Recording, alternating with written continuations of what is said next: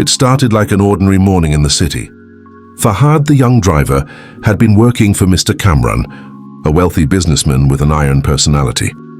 Fahad's job was simple: drive his boss's luxurious black car wherever and whenever he was needed. But life turned complicated the moment he saw her, Mrs. Sarah Kamran. She wasn't just beautiful. She was elegance wrapped in mystery. With her sharp eyes and soft smile, she carried an aura that Fahad couldn't ignore. Sarah sat in the back seat while Fahad drove her to a charity gala. She leaned forward, her perfume filling the car, and whispered, "Fahad, can you take the longer route?" "I need some air," Fahad obeyed, heart racing, not knowing why her request thrilled him. Their eyes met in the rearview mirror, and something unspoken passed between them. That night he couldn't sleep. For the first time, his boss's wife wasn't just a passenger, she was a fire burning in his mind. The next day, Sarah requested Fahad to pick her up from her friend's place. When she entered the car, her laughter was different, free, daring, like she had already made up her mind about something. On a lonely road, she leaned closer, her fingers brushing against his arm.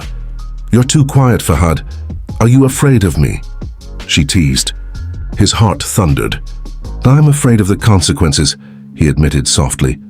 She smiled, and before logic could intervene, Sarah leaned forward and kissed him. It was quick, but enough to break every wall between them. Fahad froze, then surrendered to the heat of the moment. When she pulled away, her eyes sparkled with danger. "Now you've crossed the line," she whispered. Fahad knew there was no turning back. The boss's wife had chosen him, and he was already caught in a storm. The affair began in secret. Late-night drives turned into stolen moments. Hand-stolen moments turned into passionate nights. Sarah would invent excuses, shopping trips, charity visits, family errands just to be with him. The car became their silent witness, carrying them into places where no one knew them. But Fahad's conscience started to battle his heart. Every time he dropped her back home, he saw Mr. Kamran waiting inside with his usual cold expression. Guilt sliced through Fahad, but Sarah's lips, her whispers, and her daring touch erased it all. "Don't think too much," she told him once, holding his face. "You've awakened me in ways he never could. You've given me my life back." Her words lit flames inside Fahad, yet a shadow of fear followed him everywhere. They were playing with fire, and fire always burned. Rumors began to spread. Servants whispered when Sarah left for long drives. Mr. Kamran, a man of strict routines, started noticing small changes: her sudden glow, her late returns, her unusual laughter. One evening, as Fahad dropped her off, Kamran appeared at the gate unexpectedly. His piercing eyes locked on Fahad, and for a second, the driver felt exposed. "Everything all right?" Kamran asked, his voice flat. Sarah calmly smiled. "Fahad was helping me find a missing bracelet. Such a loyal driver." Her lie flowed like silk, but Kamran's stare lingered.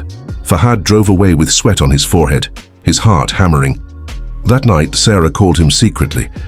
"Don't panic," she said softly. "He suspects nothing. Trust me." But Fahad wasn't sure. He knew one mistake could destroy them both. And yet he couldn't resist her. Desire was stronger than fear. Mr. Kamran's suspicion grew darker. He hired a private investigator, determined to find out what his wife was hiding. Meanwhile, Sarah and Fahad planned one last escape before things became too risky. They met at a seaside resort far from the city, their passion burning like it was their final night. But they didn't know they were being followed. Hidden cameras captured every stolen glance, every forbidden touch. The next day, Kamran received the evidence.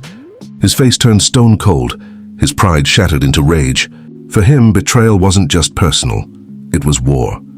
Unaware of the storm approaching, Fahad drove Sarah back to the city, holding her hand tightly. "One day we'll leave all this behind," he promised. Sarah smiled, unaware that fate was already sharpening its knife.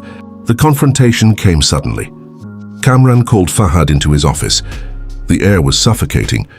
Without a word, Kamran threw photographs on the desk, pictures of Fahad and Sarah together. Fahad's blood froze. "You dared touch what's mine." Kamran's voice was low, trembling with fury. Before Fahad could speak, Sarah entered the room. She looked at the photos, then at her husband.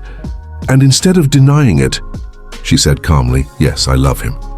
The silence that followed was heavier than a storm.